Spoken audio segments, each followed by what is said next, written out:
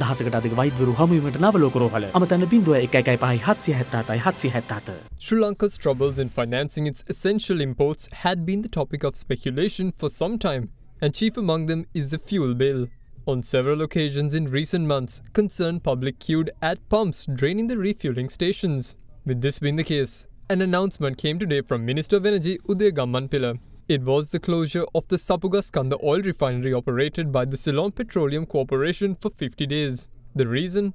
To save dollars and redirect them towards importing more essential items. We produce 37% furnace oil and naphtha and 19% aviation fuel and kerosene. We produce only 43% petrol and diesel, which are essential for day-to-day transportation. Because of the heavy rains prevailing these days, the Minister of Power has informed us that hydropower production is in excess of 50% and they don't intend to use furnace oil or naphtha for their power production. On the other hand, as you know, only long distance flights are bound to somehow pump fuel from Sri Lanka. Short distance flights can pump fuel from the other destination. Because of that, furnace oil and aviation fuel are not really essential in this current context. Therefore, these two fuel, naphtha, furnace oil, as well as aviation fuel, amount to 56% of our total production at the refinery. Therefore, we decided to stop importation of crude oil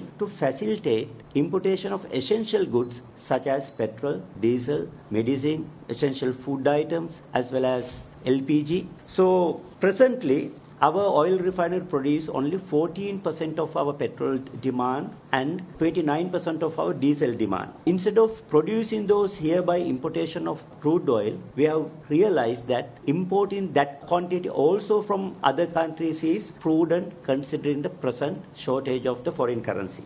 With forex on the low side, Minister Gammanpilla also explained what's being done to procure crude as the CPC has failed to find a supplier. These days, we are negotiating with several countries for an oil importation facility. This is a huge amount. We may need around $4 billion to facilitate importation of the annual requirement of petroleum products. So this is a mammoth task. On the one hand, the amount is huge. On the other hand, our financial situation, when we say our, both the CPC as well as Sri Lankan government, financial situation is really bad. As a result, it has now become very difficult to find a facilitator for importation of oil. But we are working on it. We are confident that we may not want to close this refinery more than 50 days, maximum 50 days. Within those 50 days, we will be able to find a mean of importation of the crude oil.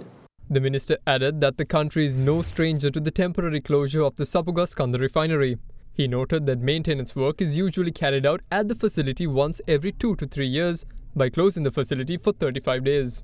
Though it should be done every 2 years, the minister revealed that the work is only done every 3 years, taking into account the revenue loss caused by the closure. What's more, the energy minister pointed out to other incidents from the recent past when mismanagement of crude forced the closure of the refinery. With the news breaking about the Sapugaskanda refinery being put out of action for 50 days, concerned public once more took to the pumps. Massive queues formed at refueling stations. But the subject minister is adamant that there is no reason for panic buying. මේ පිරිපාදු වසා දැමීම අපි රටට විශේෂ ප්‍රකාශයක් විතර මීට කලින් නොකියුවේ ඒක අභ්‍යන්තර කාරණයක් රටේ තෙල් සැපීමට කිසිසේත්ම බල නොපාන තෙල් සංස්ථාවට පමණක් බලපාන අභ්‍යන්තර කාරණයක් නිසායි අපි ඒක රටට කිව්වේ නැත්තේ. මේ වන විටත් දින 40කට ප්‍රමාණවත් දැවි තෙල් අපි ගබඩා කරන් ඉන්නවා. වීවා එකතුණු උකුතේ එකක රස උපරිමයි.